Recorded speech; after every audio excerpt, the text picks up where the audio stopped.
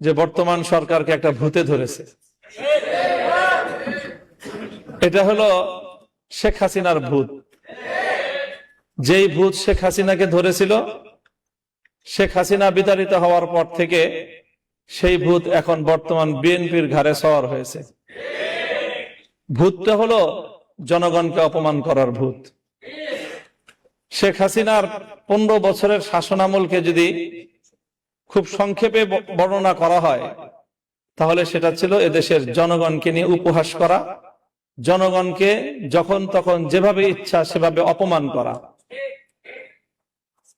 শেখ হাসিনা বাংলাদেশের মানুষকে শুনিয়েছিল নতুন এক গণতন্ত্রের সংজ্ঞা, উন্নয়নের গণতন্ত্র।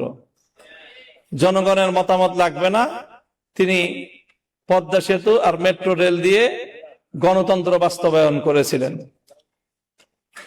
এভাবে সর্বশেষ শেখ হাসিনার পতনের কফিনে সর্বশেষ যে ব্রেকটা ঠুকেছিল, সেটাও ছিল জনগণকে অপমান করার এক ভয়াবহ বিভৎস দৃষ্টান্ত। বলেছিল বাংলাদেশের 4 কোটি ছাত্র জনতাকে রাজাকারের নাতিপুতি। ভুলে যাওয়ার কথা নয়, আমার দেশের আত্মমর্যাদা সম্পন্ন 4 কোটি ছাত্র জনতা সেদিন রাতের অন্ধকারে বেরিয়ে এসে বলেছিল, আমি কে, তুমি কে। এত তাড়াতাড়ি ভুলে গেলেন জনগণকে অপমান করার পরিণাম। সেই শেখ হাসিনার জনগণকে অপমান করার ভূত এসে সওয়ার হয়েছে এখন বিএনপির কাঁধে। এই জন্য বিএনপির পক্ষ থেকে একবার জনগণের সার্বভৌমত্বের প্যারালাল এনে দাঁড় করানো হয় তাদের 2/3 সংসদের এই সার্বভৌমত্বকে। এখানে সংসদে দাঁড়িয়ে গোটা জাতিকে মূর্খ সাব্যস্ত করা হয়। বলেন নাই উনি যে এদেশের জনগণ তারা যে গণভোটে ভোট দিয়েছে, না বুঝে ভোট দিয়েছে।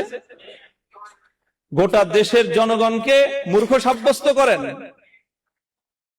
এরপরে উনি মাস্টার সাজেন এই মূর্খ জনগণকে বোঝানোর জন্য। উনি মাস্টার সেজে এদেশের সংসদের 300 সদস্যকে আর এই 300 সদস্য যারা গোটা দেশের জনগণের প্রতিনিধিত্ব করে তাদেরকে সংবিধান পড়ান মাস্টার সেজে। দাম্ভিকতার একটা সীমা থাকা উচিত। আপনারা জনগণকে অপমান করছেন। এই ভূত আসলে আপনাদের ঘাড়ের নতুন ভূত না, এটা শেখ হাসিনার ঘাড়ে সওয়ার হওয়া সেই পুরাতন ভূত আপনাদের কাঁধে এসেছে। আল্লামা সাঈদী রহমতুল্লাহ আলাইহির একটা খুব আলোচিত দৃষ্টান্তর কথা বলে আলোচনা শেষ করছি। ওই যে একটা আপনার বন্টনের গল্প শুনিয়েছিলেন না, যে সিংহ, গাধা আর শ্রীগাল মিলে একটা শিকার করেছে। এরপরে সিংহ বলেছে, এখন তো শিকার করলাম গরু, হরিণ আর খরগোশ, এখন 3 জন মিলে শিকার করেছি, বন্টন না করে তো খাওয়াটা এটা বেইনসাফি দেখায়। কাজে একটা পদ্ধতি অনুযায়ী তুমি বন্টন করো।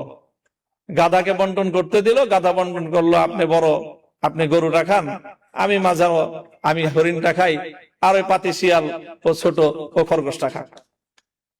তো সিংহ এক চর মেরেছিল, এক চরে তার ঘাড় উপরে পড়ে গিয়েছিল। এরপরে বলল যে শ্রীগালকে বলল, তুই ভাগ কর। কেন মহারাজ, কি ভাগ করবো?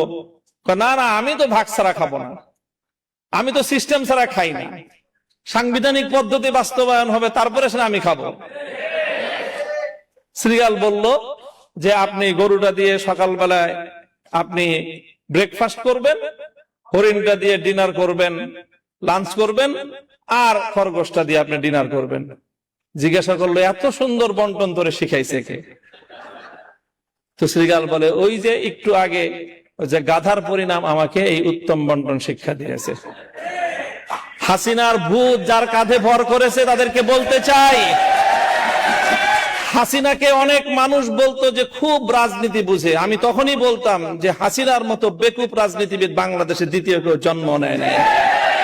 70 বছরের আওয়ামী লীগকে বাংলাদেশ থেকে ধ্বংস করে দিয়ে গিয়েছে শেখ হাসিনা।